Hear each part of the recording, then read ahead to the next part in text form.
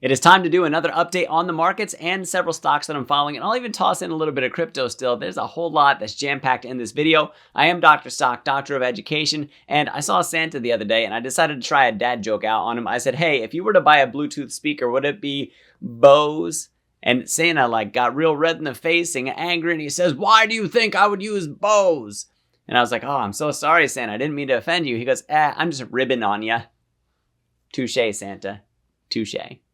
That may have been a long intro, but we'll let YouTube Analytics let me know if that was worth it. We're going to get right on to the charts. We got, let me see, we got SPY, QQQ, Enphase, Tesla, NVIDIA, Google, Carvana, and then I'm also going to talk about Bitcoin, Ethereum, and AVAX, and keep doing updates on those as we watch those movements for the next several weeks. So I will get right into that. I'm also later in the video going to tell you about the Patreon where you can see my buys and sells, how you get access to my options course, and then also Moomoo and the free stocks that are available there. In the meantime, we'll get right into the charts on this one. There we go. Perfect. And we're going to start off with SPY, tracking the S&P 500, popping it up there for you. And look at that run. Just take one moment to appreciate just how gorgeous that is, from being all the way down here at this bottom, going all the way back to the Friday, October the 27th until December. And just, I think it's worth measurement just to see this glorious bullish movement that we've had. 16.5%, over 16.5% from bottom to top. So absolutely incredible. That's like a year and a half plus worth of returns in the S&P just through that volatility alone. So that was a great run. I think we're in really good shape. I think the markets right now are getting a little bit frothy, getting a little bit peaky for my liking. I would like to see a little bit of a pullback in that. As a matter of fact, I'll talk about some of my positioning in this video. I think we do still have room. We haven't put in all-time highs in SPX yet, so SPY could possibly move up a little bit stronger on this one. We're going to have to watch and see. QQQ. Pretty much the same thing that we have here. Let's see how they performed. Where was the low on the Qs? That goes back to actually the day before. October the 26th was the low that we had there. So cursor on here and get an approximate measurement. Looks like we've gone up almost. We're at 19.39%, so almost 20% movement just from the end of October until where we're at now, which is about the middle of December, just past the middle of December. So it's been a really great time for us, and really strong movements that we have here. Again, looking pretty much in the overbought territory. And if I zoom in, you can actually see, and we're going to go to the 4-hour chart on this one. It's going to give us a better view, maybe even down to the 1-hour chart so we can see this even better. There we go.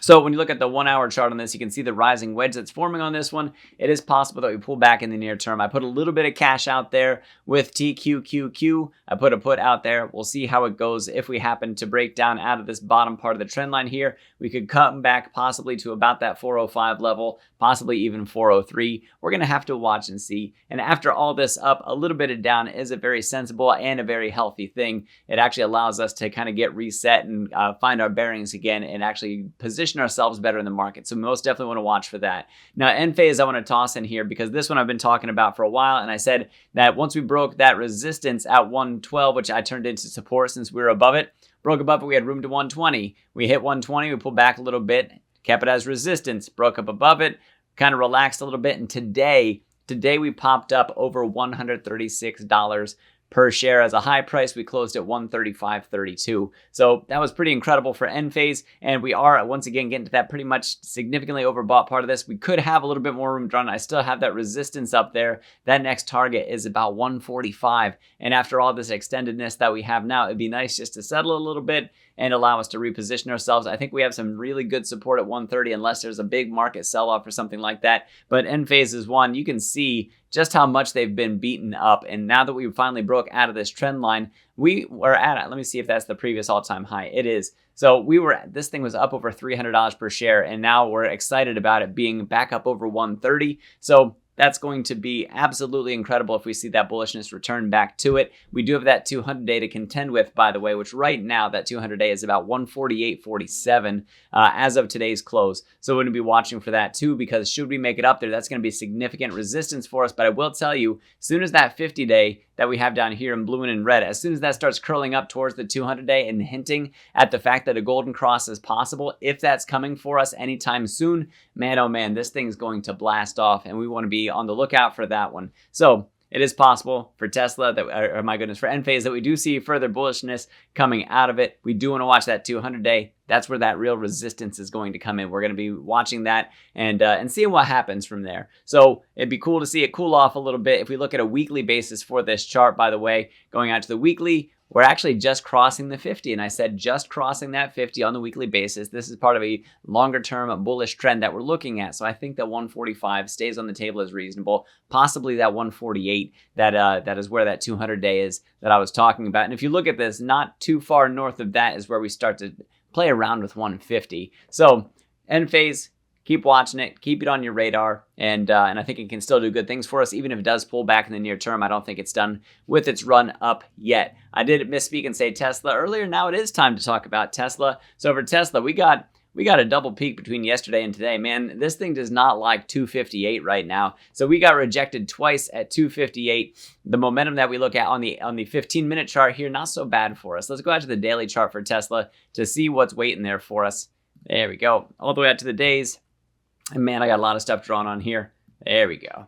Not always the best for presenting. There we go. Now we can see a better view of it. So resistance 245 to 250. We can actually switch that resistance, which by the way, should belong down here. I kind of moved things around so that I could see what was going on. My target at 260. Man, we can't get there. We can't get past 258, at least not for long. So where do we close today? We closed today at 257.22. So 258, starting to get a little bit rough for us. Came close to that 260. That right there, that candle, my friends, was a concerning one. Then today really rallied back for us. So that was pretty incredible to see that happen. So for Tesla, awesome. We want to keep watching that. We are getting close to that overbought territory. Should we hit that target at 260 or even exceed it in the near term and we start to get overbought, that could be something that should be watched for. If you're playing this long, that would be the first warning shot that we get, would be the RSI near that 70. And if we go out to the weekly chart on Tesla for this one, by the way, out to weekly, we're in really good shape as far as bullish trend out of this bearish channel that you see here.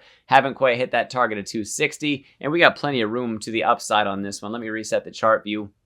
It's going to mess us up a little bit in the near term here, but bear with me. So there you can see just how long this bottom trend line has either been resistance for us or support for us more recently. And now finally we're on top of this bear channel. My goodness, get some coordination, Dr. Stock. There we go. Just on top of this bearish channel now that we have that top trend line of that bearish channel as support for us, as well as these historical supports that we have on a horizontal basis. So for Tesla, I think it is possible we have more room to run to the upside on this one. The RSI is telling us so. We're going to have to see if the market plays nice with us and plays nice with Tesla. Tesla does not always follow what the markets do, so that's worthwhile to put it out there. So it is one of those stocks that just, man, it stays at the forefront, stays battling. It's up days that you don't expect it to, down days that you don't expect it to, and sometimes it does move like we hope so. So this is one, unless there's a major technical indicator that tells me that it's time to either go long or go short with the options, it's one that I'll just keep on dollar cost averaging in the meantime,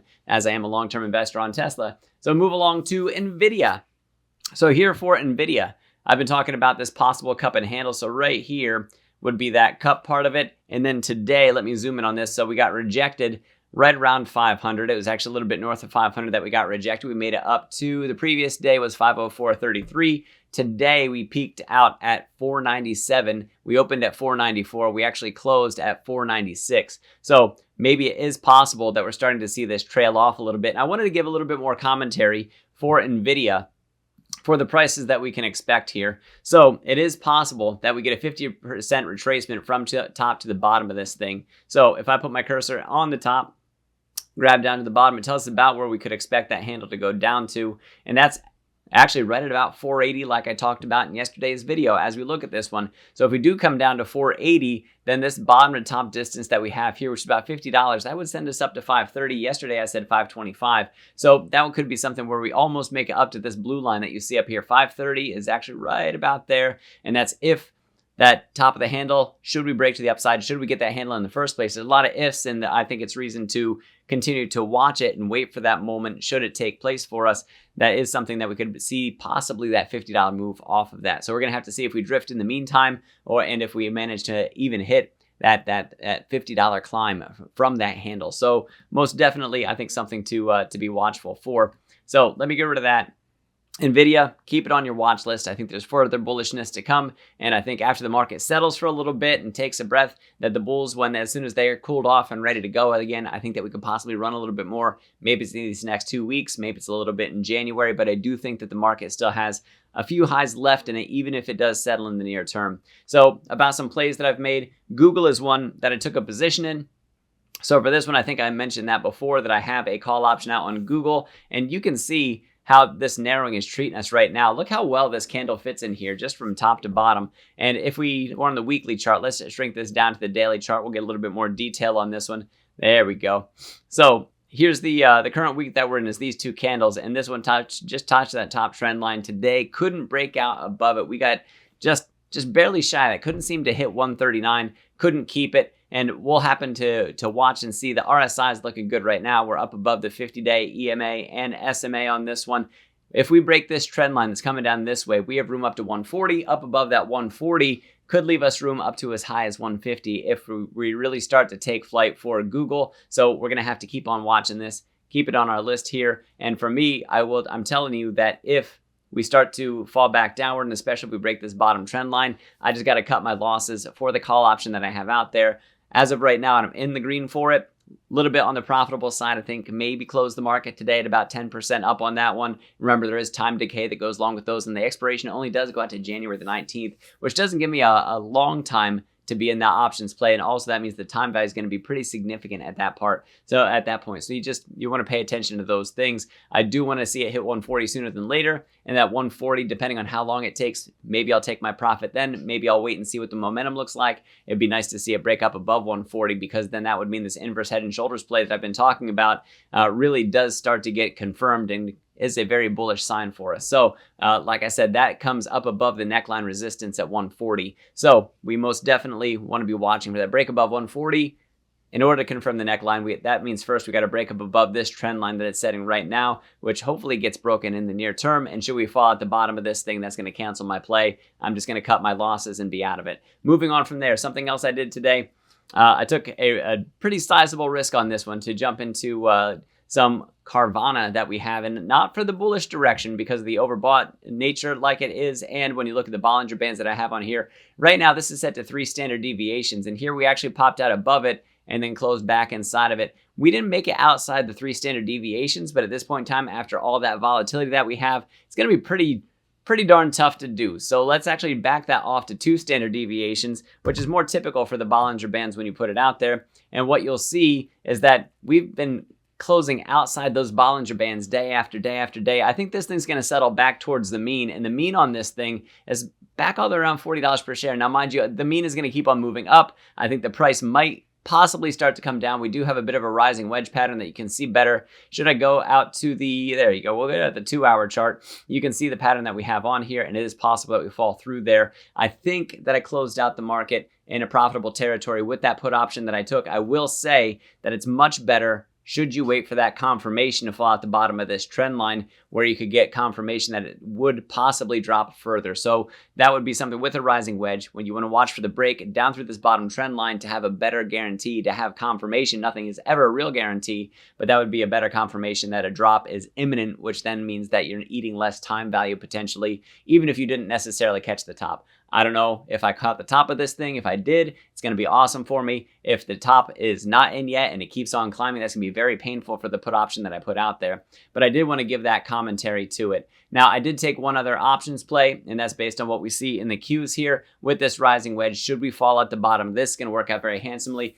With how much the markets have been up with very few down days, I decided to also put out a put option play there using TQQQ, and we'll see how that goes for me. We want to, like I said, for that put option, we want to see it come back down and settle around the 405 level. If it does that, that's guaranteed profit for me all through intrinsic value, and then the gravy on top is the extrinsic value of that option. So I'm pretty excited about that. So I'm just going to take a quick moment. If you want to see what I am doing in the stock market, things that I'm buying and selling, you do so over at the Patreon. That link is down in the description. My buys and sells are available in the Discord over there as well. You can talk to me and my community members. I also have my options course. If you want to learn about options, that options course is available over at the Patreon as well. And you can get your free stocks from Moo. That link is down in the description. And it's where I trade most of my options as well. You can check that out at your convenience. Like I said, down in the description, you'll find those links, Patreon and Moo.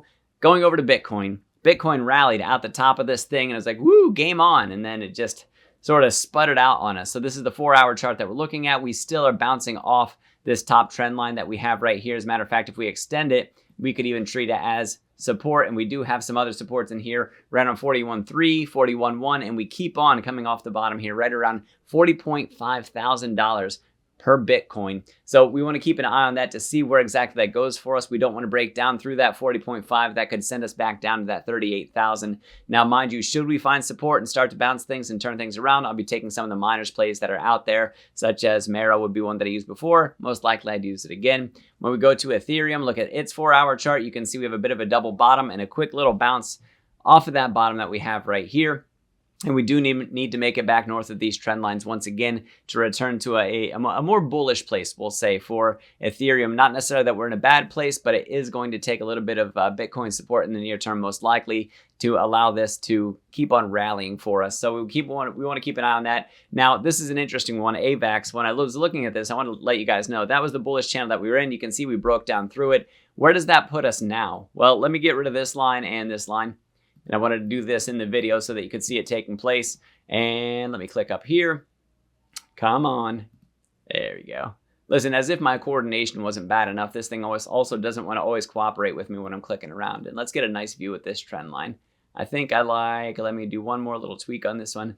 There we go. So there's what we're dealing with Avalanche. And we have one more trend line here. This is the narrowing that we're currently facing right now. And this could be considered a bullish pennant for us. And it is possible that we pop out the top of that thing. Again, Bitcoin, please help out with Avalanche. Your movement is really going to help the entire crypto market. But should it do that, we want to watch to see what side we pop out of. Right now, it's possible that we pop out at the top of this thing. The RSI is trying to cross 50. It's trying to push back up momentum-wise, trying to send us through the top of that. We're going to have to watch and see. Should it break down through the bottom of this thing, that's bearish for us. And then we got to find out if we keep support at about $38 per AVAX, or if it's going to keep on dropping. We're going to see 34 popping out for us sometime soon. Either way, I got my bullish bets, I got my bearish bets. We're going to have to watch and see what the technicals are showing us, where it makes that confirmation. Bullish out the top, bearish out the bottom. We just need to watch and see what exactly is going to happen to us. All right, so let me take that down and put this up, and then I'll summarize for you guys. So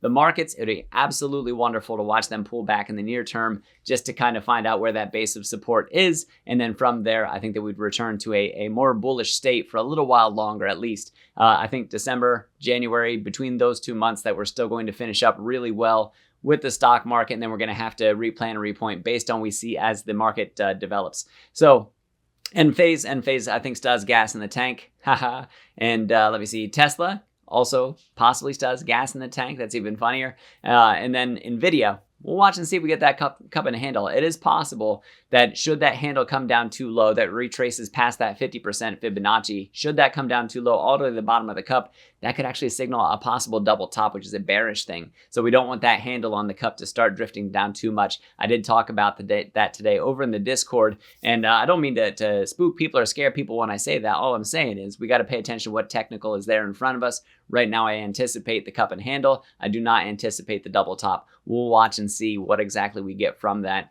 And let me see what else I talk about. Google, we'll see how my call option goes, if it's one that's going to be very profitable for me, or if it's going to be one that I have to cut my losses on, as options go sometimes. And then also Carvana, we'll see if I caught the top on that one. Like I said, you can always watch for that confirmation to break out of the bottom of the ascending wedge play that we have on there. And then what else did I say? Let me see, TQQQ, I already talked about the Qs. And then Bitcoin I think still has some legs. I think over the next 3 weeks we're going to see if it does have those legs, if I'm telling the truth there, or I should say if I'm right about it, because honestly I can't lie about something that I don't know. So we'll see if Bitcoin does what I think it's going to do. I think that we cross 45, possibly test 48. I'm looking for 50. That would be awesome. That's my lofty goal that I have before January 5th, that we see that happen. And if that does, the Bitcoin miners are going to go absolutely nuts, and that's how that'll play that in the market. And I'll share that with you here on YouTube.